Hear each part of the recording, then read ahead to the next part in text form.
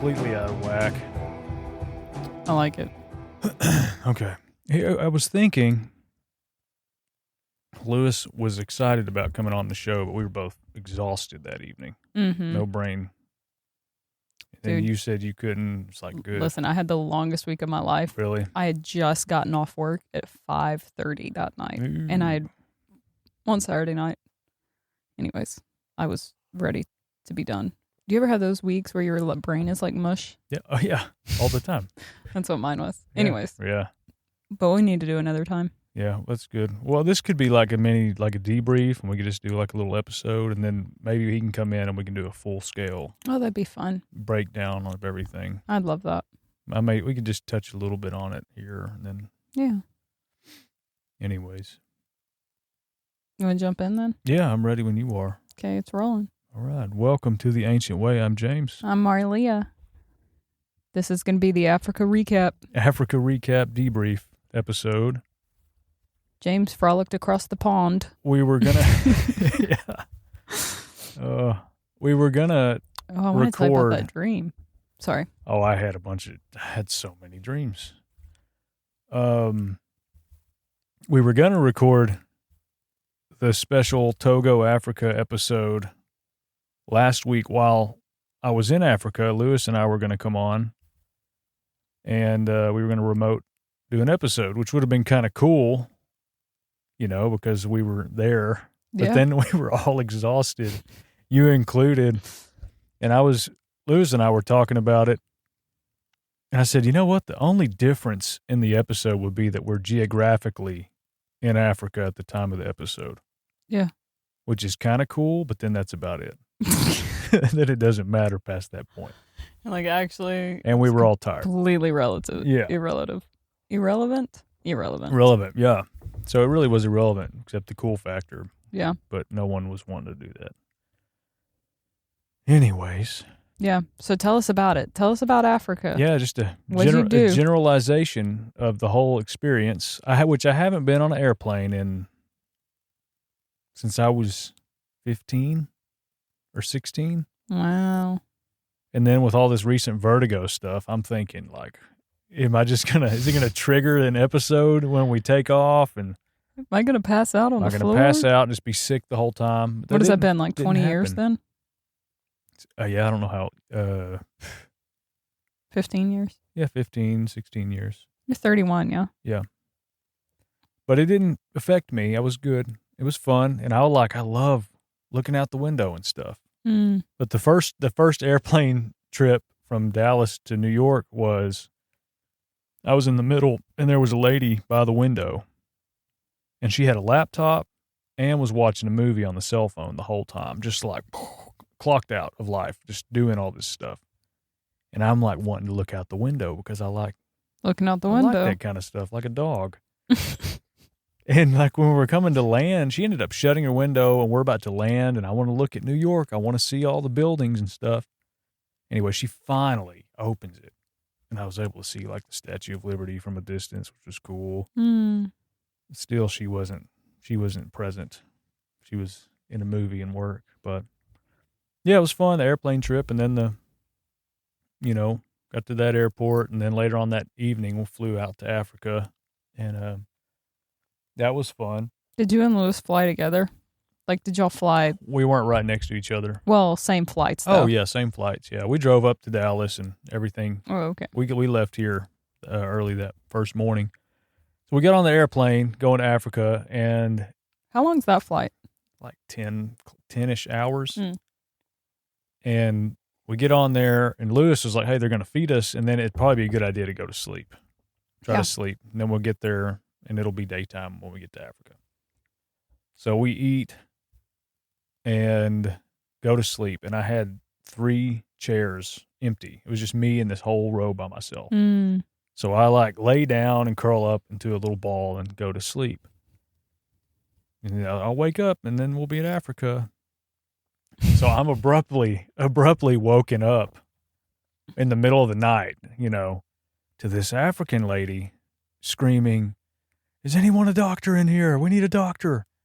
And I jump up and I'm like, if they see Lewis, he's wearing scrubs. They're going to go after him. But he was asleep like 2 aisles in front of me. So I wake up and I'm like, do I go back there? Is this one of those, have we already started, which is fine. And I didn't get a green light to go back there. I didn't feel like the huge urge to go back there and pray for anybody. So I was just asking, like, do I go back there? Do I go back there? And I looked and, the flight attendants are back there. Then I thought, well, I don't really have to ask. If it was important, I would feel the urge. But then I'm like, do I go back there? And I just felt like, yeah, go ahead. Go back there.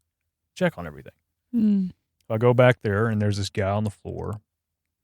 And I guess everyone's amazed to see that somebody came back there.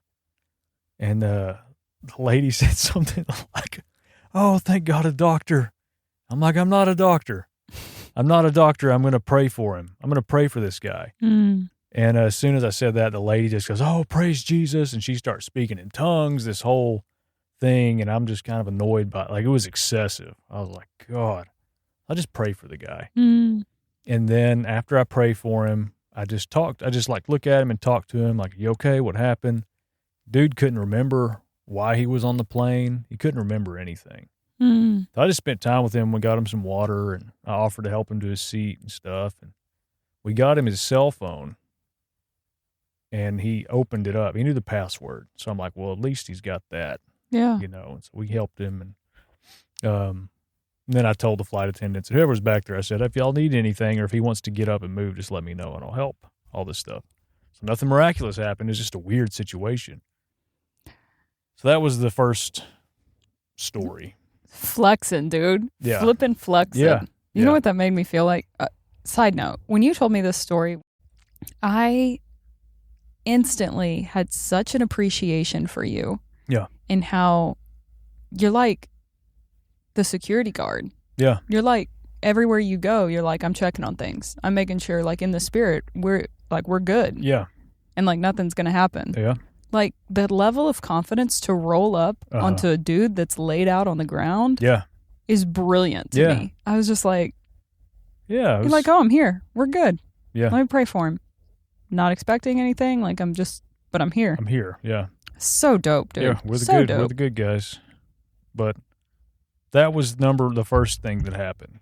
So I'm like, well, good. Because I'm just waiting. As soon as we get on the plane, I know things are going to happen. Oh, yeah.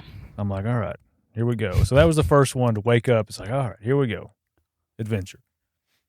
Anyways, went back to sleep, and then we landed, and it was cool seeing, I had the window this time, so I was able to see the landscape, all the red dirt and the green trees. Not like New York. Not at all.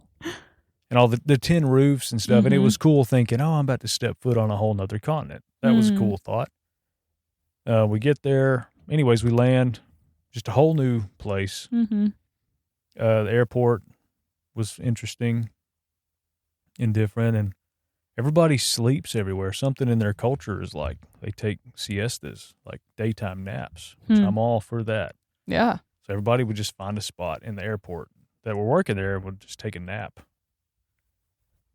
Anyways, we get out, and then when we walked outside, that's when you could see like the cool trees and all the unique like landscape and everything. And site.org, they have this van and this driver, this amazing driver.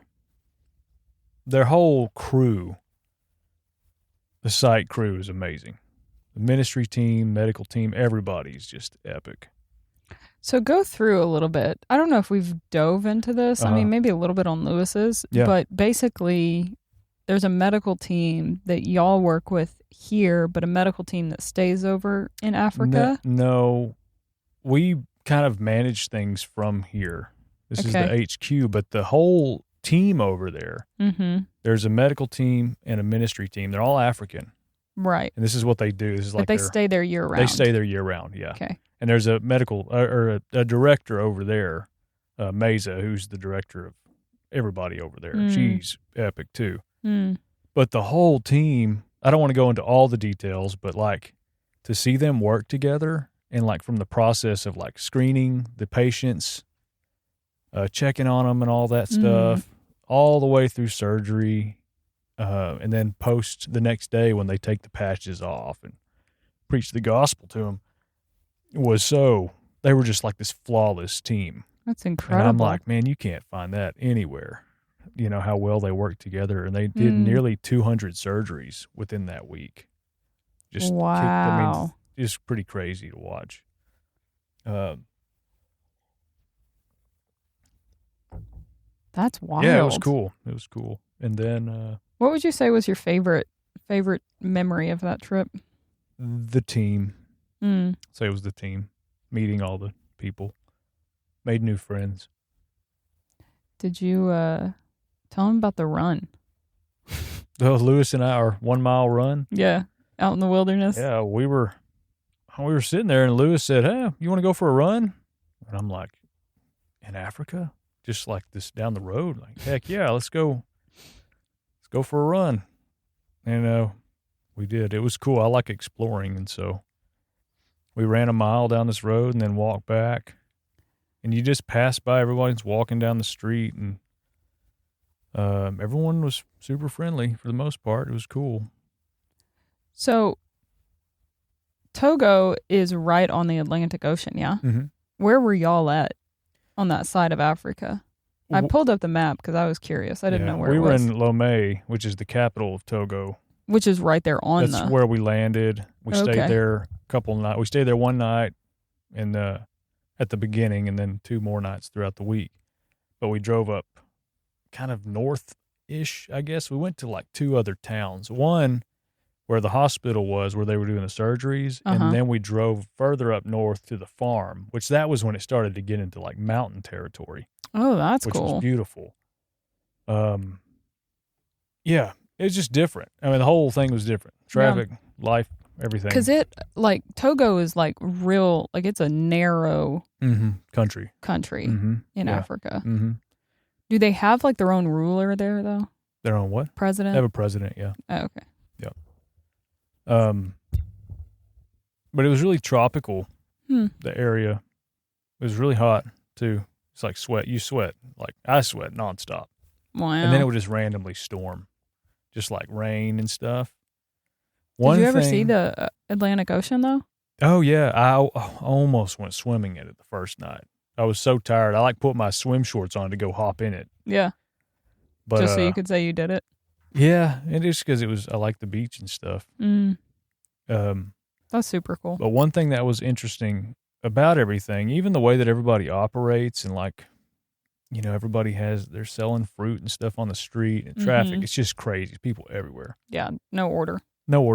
It was like it was less of the impression of, hey, this is a very poor country. It was more of like time travel 100 years. Like you go back in time 100 years. Yeah. And there's, you know, the marketplace and you know, there's no TVs or anything like that. So it was kind of like time travel is the best way to, I guess, describe it. Do you use your phone? Not much. We didn't have Wi-Fi a lot of the time. I mean, that one day that you Instagram me. Did I Instagram? Oh, that was when we had Wi-Fi. Yeah. Messenger. We had Wi-Fi. Yeah, to ask you if you wanted to do the interview. Yeah. Yeah. The one time. Was in and off. And then whenever I would be around Wi-Fi, I would FaceTime Kelsey and Kyla. Oh. I think every day, which made it easier. FaceTime is brilliant. It's just like, makes everything so much easier. How was that for y'all? As fam and all that? It was good. We all missed each other, but the FaceTime helped. That's good. And then they wrote me a note every day while I was gone, which was Dude, sweet. Kelsey told me in my heart, I was like, that is the sweetest thing in the world. It was sweet. Did you cry when you read them? No, but they were funny. I laughed. It was really sweet. I didn't cry. I forgot. You don't have tears. I'm just kidding. Sometimes, yeah. That's a joke. The last podcast we did, you had tears. I did cry in the podcast. Yeah, there was tears there. Oh no, I was just kidding. Stuff hits the right way. It's happy stuff that is what gets me. That just reminds me. I want to get back into the story about Africa. Okay. But a side note, I actually just listened to a video and they were saying that. They were like, go back through the last few times that you've cried. Have they been happy tears or have they been sad tears? Oh, really? And are you more prone to sad tears or are you more prone to happy tears? Yeah. I think the happy tears get me. The sad stuff, doesn't really get me. I don't cry at sad stuff. Yeah. It's when it's good stuff, redemptive stuff is what gets me. I cry all the time. Do you? It doesn't matter if it's happy, if it's sad. If it's just nothing, just cry. Listen, I just cry. I'm just like, oh, tears. I used to never cry. Yeah. Ever. Uh-huh. Then I had a child. Yeah. And then all I do is cry. Just cry all the time. Yeah. Yeah. That's a good thing, though. Oh, yeah. It unlocks me. Crying is good. But, so how was the whole, because I know, how you do things are a little bit different, but how was like when they were preaching the gospel to people and you praying over people and all of that in Africa? How was that? What was that like? Well, I couldn't understand a word they were saying for starters, but epic. There, every now and then, one of the team members would translate, like he's saying Jesus, saying this. Yeah, I knew Jesus. I knew when they said Jesus, and then the cool part about it was I didn't understand what they were saying, but there would be times where they would say something, and all the people were like smiling, and they would say Jesus and like raise their hands and stuff, and I was like, oh, it's sinking in, and that was almost tear-inducing. Yeah. When you see the people like clapping and stuff, and it's like, oh my God, there were a couple of them that were like just powerful, really sweet, and just like older people too, being introduced to Jesus, through this whole. It was great. That was one of my favorite parts as well. So cool. When they unpatch them and then they preach and stuff. But what happened was, I guess the director of the hospital, because we had like a chunk of the hospital dedicated to site where everybody was staying doing the surgeries, but the guy in charge of the whole place got with the teacher or the ministry team and said, hey, y'all can't be doing that. Y'all can't be preaching the gospel. While y'all were there? Yeah. They're like, can't do that part. So a couple of the guys told me, like, hey, yeah, we can't do that anymore. And then they told Lewis. And anyways, we were all talking about it. And I really wanted to pray. I was like, why don't we just go around the patients individually? And Lewis said the same thing. He was like, yeah, we can minister to them like one-on-one, that kind of thing. And so I got one of the team guys. I was like, oh, why don't you translate for me and we'll just go pray for people and see what happens. And one of the other guys, we went and had a conversation. He spoke English. And he just was something powerful about him, younger guy. And somebody had prophesied to him about him functioning in the prophetic. And so we talked about that. I gave him a word and just kind of walked him through some of the here's what this looks like. Here's what this looks like. And anyways, I said, we'll get together and we'll all go pray for people. We'll practice this prophetic stuff. So I guess it was the next day. I got them, and we've never prayed anything like that for anybody together. So I'm interested to see how this is going to work. I'm thinking we're just going to pray for the patients that are on the premises. Right. Well, that's not the case. They said, let's go out to the village, like outside of the walls, I'm like, okay, that'll be cool. So we walk all the way out to the village, and there's another story. I don't want to get into it until Lewis is here. Oh, yeah. But we go out to the village, and I tell the one guy, I'm like, hey, just like pray, and I'll pray for them, and then as you're doing that, just keep your eyes and ears open and see what the Lord gives you, that kind of thing. We practice the prophetic stuff, and so we just went out in this village and gave words to people and prayed for them and communicated with them and just hung out with them too. It was that was one of my favorite parts as well. Wow, that's super cool. Mm-hmm. Yep. That's like, and I mean, we're just like friends now with these people, like really good friends. Huh. Yeah, really cool people. I love that. Mm-hmm. So can you like Facebook them? We're on the WhatsApp. Oh, that's right. They probably have Facebooks. But we're on the WhatsApp. We message each other, and they send voice memos to me and stuff. That's sweet. Almost every day since we left. They're really cool, though.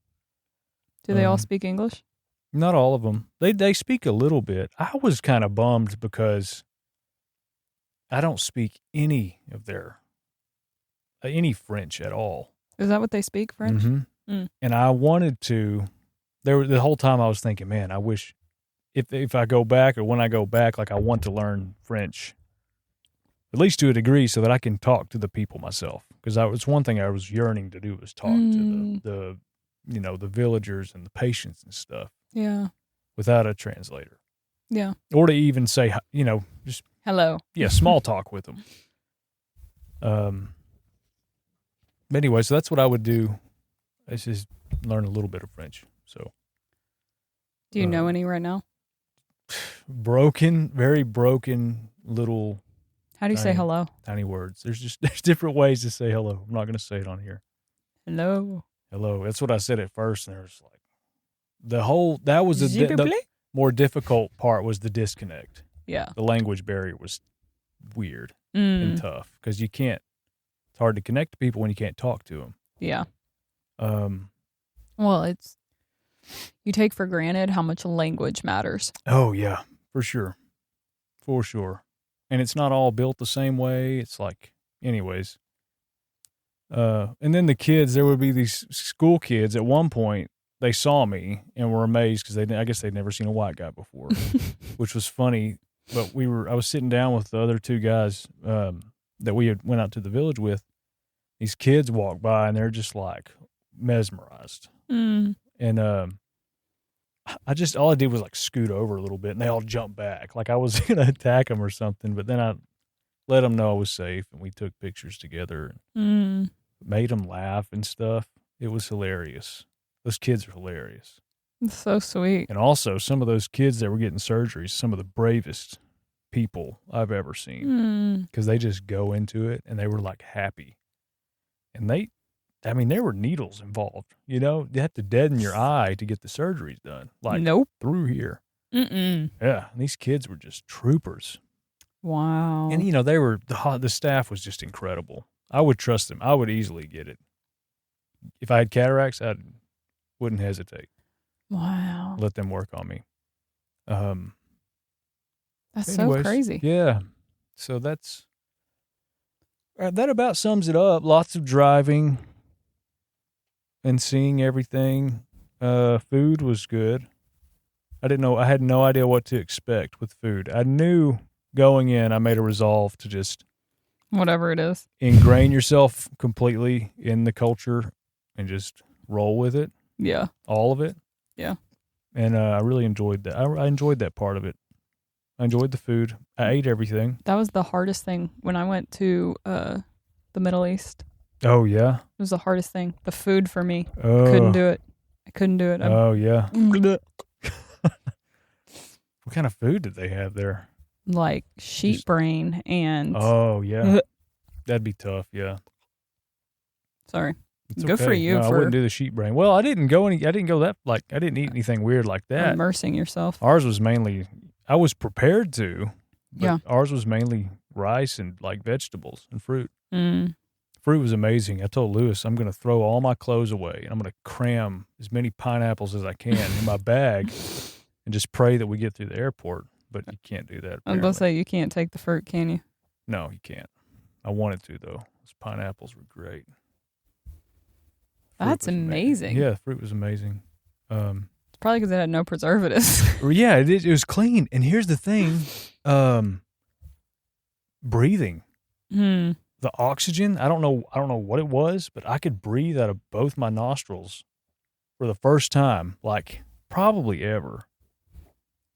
No allergy, anything. It was clean air. Yeah.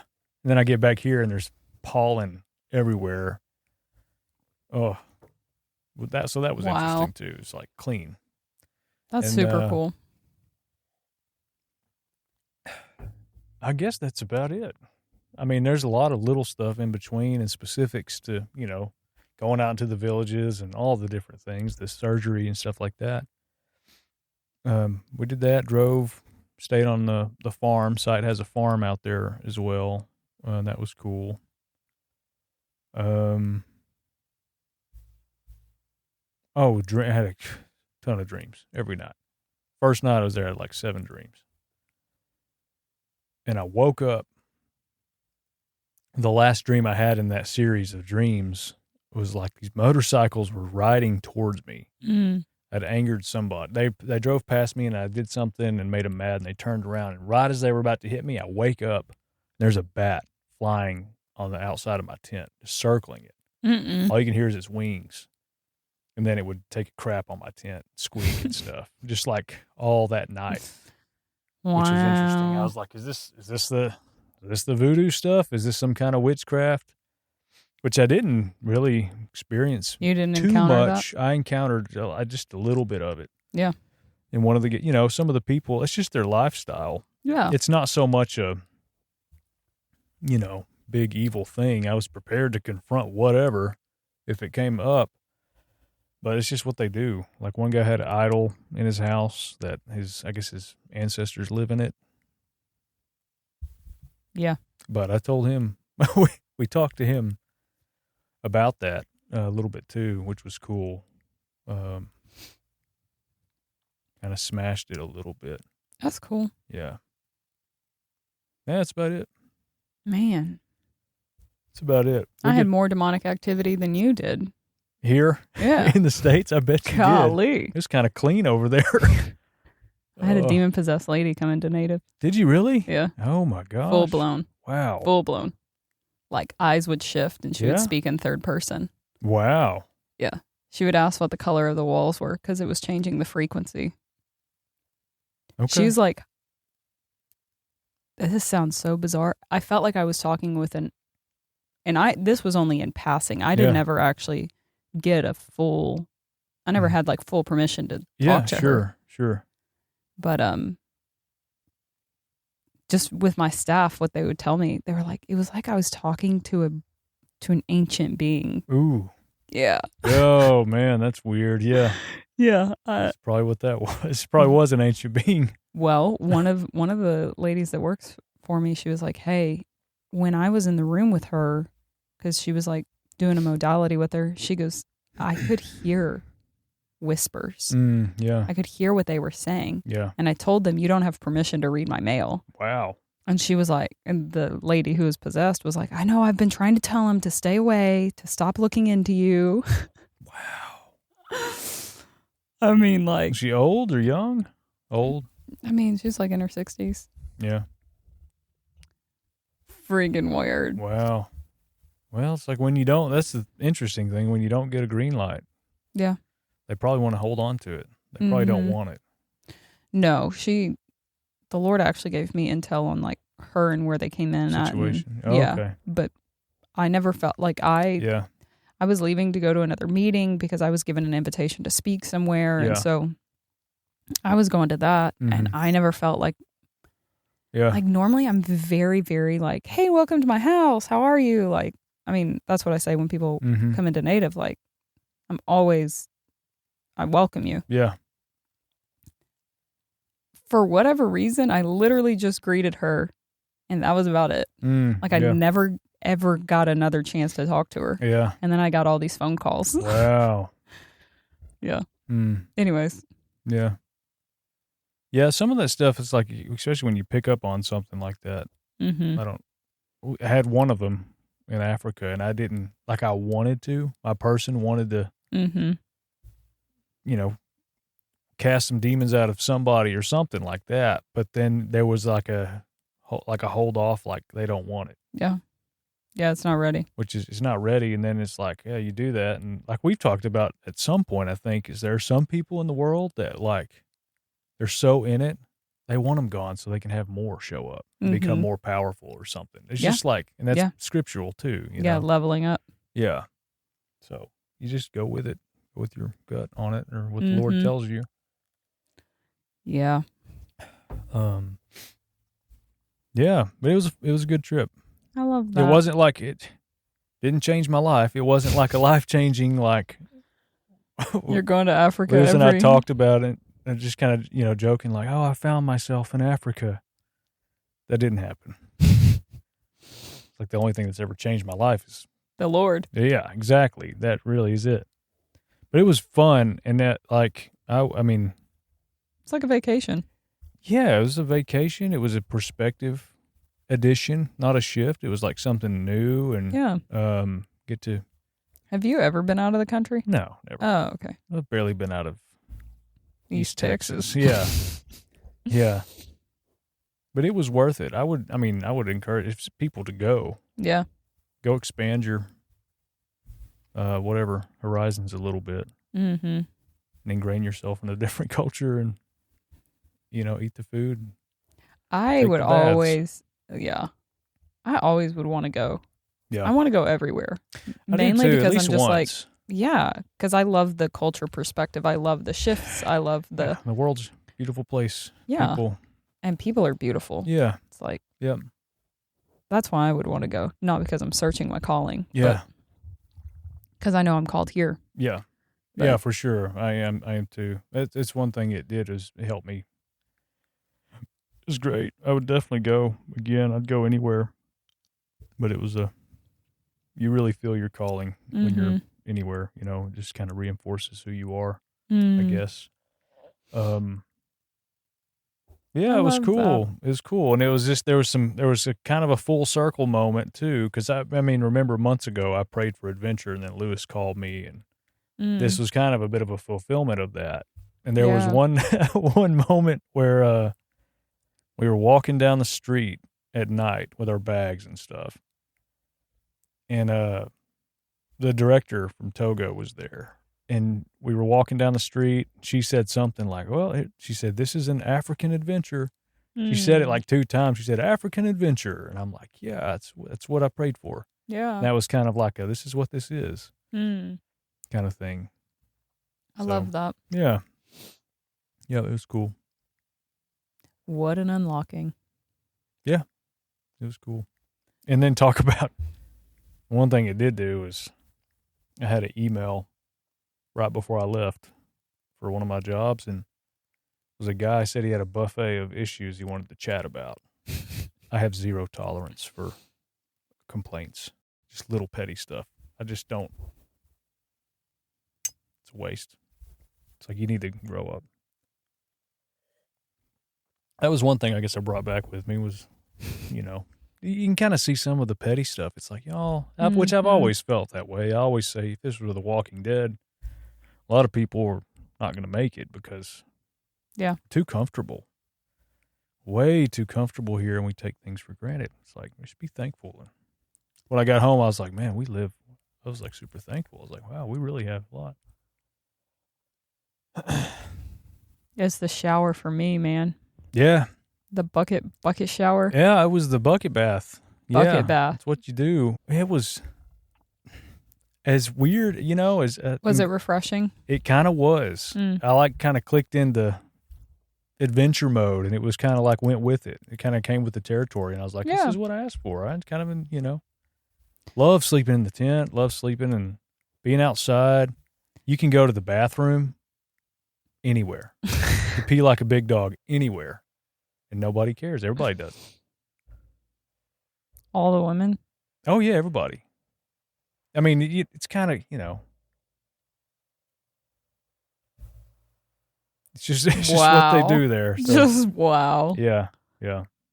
Oh, man. What you do there.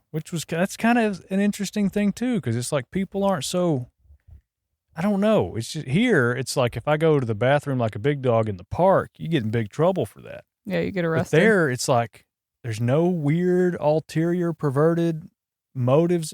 People are just using the bathroom. It's just what you do. It's very simple, and it's just like, this is what you do. Nobody cares. It's kind of refreshing. Wow. But that reminds me of, I took Bexley to the park the other day, and there was a poor little kid who had to potty so bad he just pulled his pants down and pottied right there. Yeah. I mean, he was like 8 or 9 or 10, but I think he thought it was going to soak through the green turf. Oh, on the playground. Yeah, on the playground. Oh, okay. And it didn't. And he like ran off and he was crying. Oh, and no. Tried to put sand on it. Wow, really trying to cover it. Poor kid. I know. I actually felt really bad for him. Oh. But, had he been in Africa, he'd have been all right. He'd have been just fine. Yeah. Yeah. I felt bad. I was like, that was a life-defining moment. That could have been, yeah. That's a traumatic one. Yeah. Yeah. It was good. Loved the people. I had a guy ask me, a lot of the time I'm just off looking at everything. I'm just out kind of looking at the trees and stuff, just like taking it in. One of the team members asked me, he said something like, asked me, he's like, are you admiring do you like the trees? Or like, what's your favorite part? Is it the trees? Is it the, I guess the geography, that kind of thing? And I was like, it's yes. I love the trees. I love the dirt. I love the people. I love all of it. It was just cool to be in there and something new. And anyways, the people were so sweet too. So, I mean, most of them just happy, friendly, hospitable. Yeah. The night we were on the street walking down the road, we just stopped and there's this big light and this family came out to greet us. And they brought us like a bench and some chairs and just to let us sit down. Wow. And I don't know. We don't know these people. They don't know us. It was just like, this is what you do there. Hospitality. And Lewis was telling me like that culture there when you're at a village with these people, like everybody can go to everybody's house. It's just like family. Here we're like, this is my cave. You can't come in here. We're all just like segregated and super private. Yeah, but those people brought us chairs. Very boundaried, yeah. But they're not so much there. It's like you fix people food when they come over and you give them what you have. And I love that. Which is kind of biblical too. Yeah. Yeah, it was cool. I've always wished that culture would be here in Tyler. Yeah. You know, I heard somebody say that. I was like, I actually kind of agree with this to a certain degree. They were like, Jesus didn't tell us to set boundaries. He told us to lay down our lives. Yeah. And, if you need to have boundaries to heal so you know how to lay down your life, then do that. Some space, yeah. Other than that. It's like, everybody's like, well, it's my boundaries and it's my time and I'm trying to protect my time. Yeah. And it's like, or lay down your life and just follow. Then you won't care about protecting yourself. Yeah. Well, yeah, because then when you have a stranger that comes across your town, you can actually offer them something to eat. Yeah, that's right. Yeah. But yep, it's interesting. It is. I love other cultures like that. I do too. I do think that we are the one culture that has lost that. Yeah. Has lost true hospitality. Yeah, I think so too. Like, I was talking to somebody about this the other day. Like, she was like, oh, yeah, my whole family's from Mexico City. And she was like, yeah, we just take 3 hours and we all sit around the table and we talk 3 hours every day at lunch. Whoa, yeah. That's every day. That's what we do. Yeah. She was like, I remember growing up, my grandmother, I'd sit there for 3 hours and hold her hand. No. And we would just sit there and talk. That's valuable. Everybody would. Valuable time there. And it's like, what happened? Yeah. Yeah. And she was like, yeah, we would always do like kind of a big lunch. Like a medium-sized breakfast. Yeah. But definitely like lunch was the centerpiece and then kind of like a little dinner. Mm-hmm. And she was like, we all took out everybody from work, stopped working from like 2 to 4. Wow. 1 to 4, something like that. In the middle of the afternoon, they take their siestas. Yep. They go to sleep. Siestas are good. Mm-hmm. Yeah. But it's also family time. Family time. Yeah. That's cool. We need that here. And I was like, yeah, like in the prime of the day. How would that change people? What if that was a normal thing here? What would that do to people? Yeah. How would that affect, I guess, society as a whole here? I think there'd be way more connection. I do too. Because if you think in health, 1 to 4 is like the prime time of the day. I know, yeah. Mm-hmm. Yeah, that would be cool. Anyways, I thought it was fascinating. It is. Well, I think that's good little Togo. Little debrief, yeah. We can bring Lewis on here and that'd be fun to dive into expound, and you can I'll be a guest on the show. I'd love that. I can interview you too. You can ask questions, yeah. That would be fun. And he'll be able to help expound on certain things, and we can go into details. And the cool thing too, there is a specific little interaction I had that ties back to our original Lewis episodes that we had like a year or two ago, however long that was.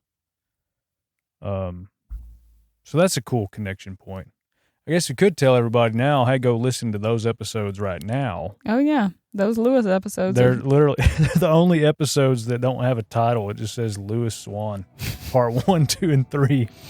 So if you go listen to those, the next episode with him on it will be a cool addition. That would be. It could be a good follow-up. It'd be a good follow-up episode, I think. So, all right, guys. See y'all next time. Thank y'all.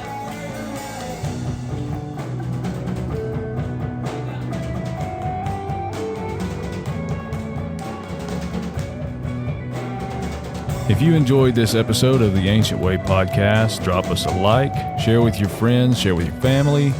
And if you would like to support us and what we are doing, and you would like to play a direct role in our growth and things that we do in the future, we have a donation spot at the bottom of our show notes. So you can click on that, give however much you want. We appreciate absolutely everything. We appreciate our listeners. And everybody that's already come alongside and encouraged us, and even everybody that's been on our show. So thanks, guys.